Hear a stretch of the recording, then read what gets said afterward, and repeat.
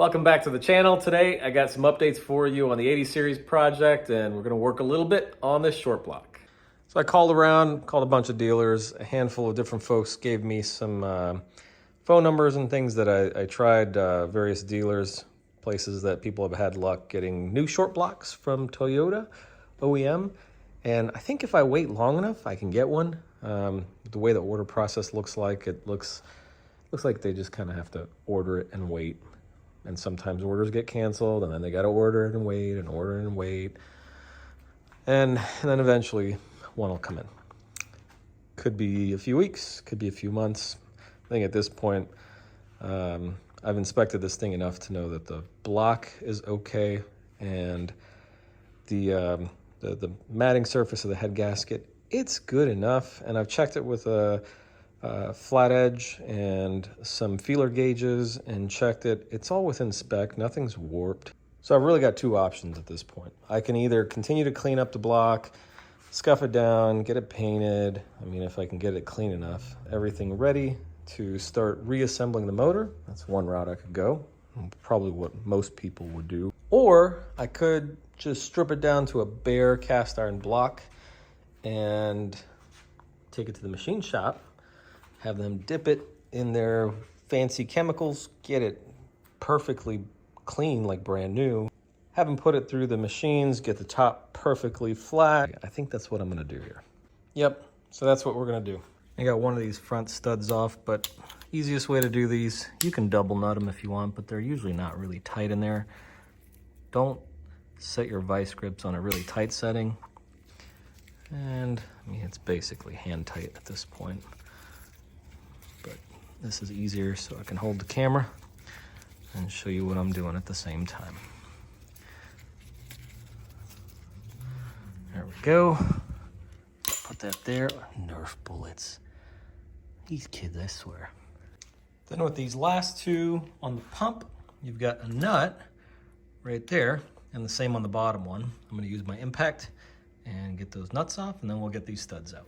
Oh, I almost tried to pull these out the wrong way. They don't come out this way, they actually go that way. So screw it inwards, right there, and it'll come out the back.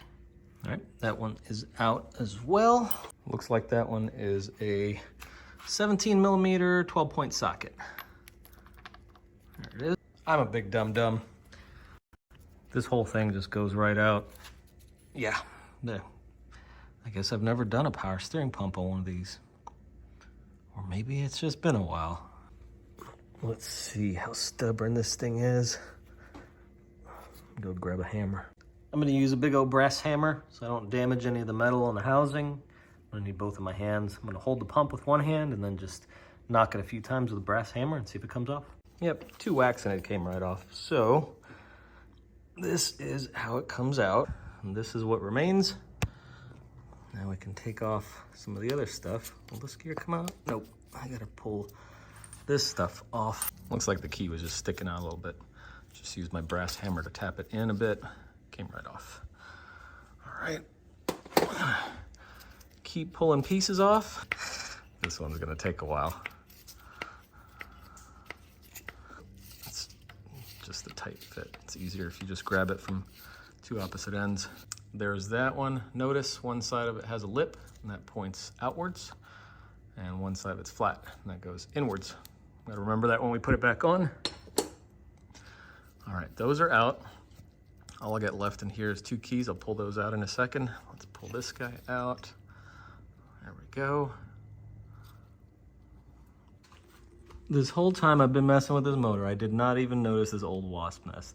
That thing is so old because it's covered in oil and dirt. Gosh, it's been there forever. I think I'm gonna stop at this point. I was gonna pull the crank, pistons, and rods out, but you know what?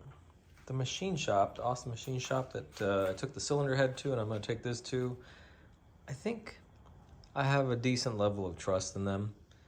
I'm gonna take it to them, and I'm going to have them rebuild and balance the entire assembly. What do you guys think? I think that's a good route, right? So there we go. Here's a view of the bottom. Don't know if I'd showed you guys that or not. Not in terrible shape.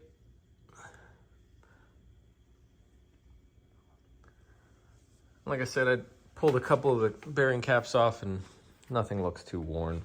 Actually looks pretty good for the mileage. So at this point, I think we're done with this video. In the meantime, I love you guys.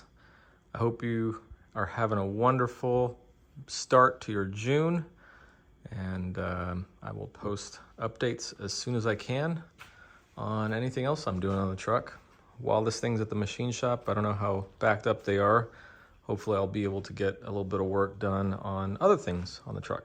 So make sure you hit that subscribe button and notify the notify bell if you want to be updated whenever I upload new videos. In the meantime, I love y'all. God bless. See you next time.